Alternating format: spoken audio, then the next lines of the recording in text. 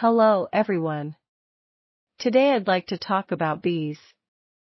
There are some beehives on a farm near my house. And many bees live in them. I sometimes go there and see bees. Do you know bees have helped people for a long time?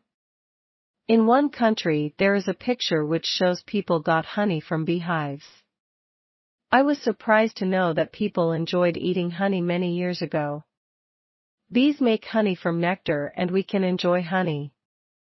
Bees have a society. Have you seen a beehive before? A lot of bees live in one beehive as a group.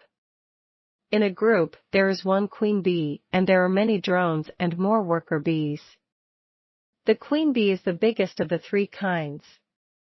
They have their own things to do and they live together in their society.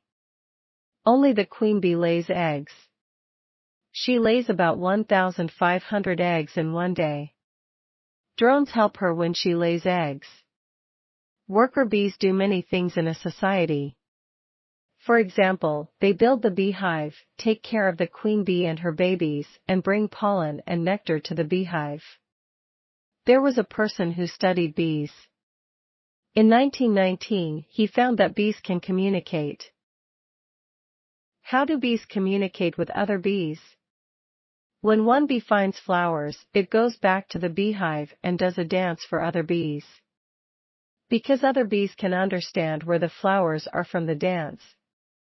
They can go to the flowers and get nectar. It is interesting to know that bees can communicate. Bees help people by making honey, and also help people on farms. Do you know that bees are very important for food we eat? They are needed for growing many kinds of foods on farms. When bees fly from one flower to another flower, they bring pollen from flower to flower. To grow food on farms, bees are very important.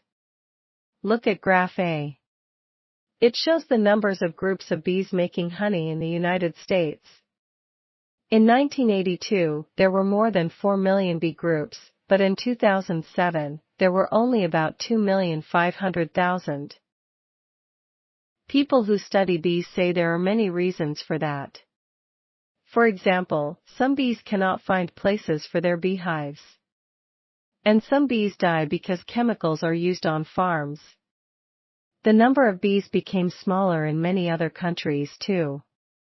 They say that the number of bees will become smaller if we don't do anything to help bees. Graph B shows the percentages of crops pollinated by bees. In Graph B, you can learn that bees help people for growing some foods. If you see these two graphs, you can say that it will be more difficult for people in the United States to grow foods like almonds, apples and blueberries if the number of bees becomes smaller in the future. In Japan in 2010, it was difficult for people working on farms to have bees they needed. Some people are studying bees in Japan now. I hope that in the future some good answers will be found by them.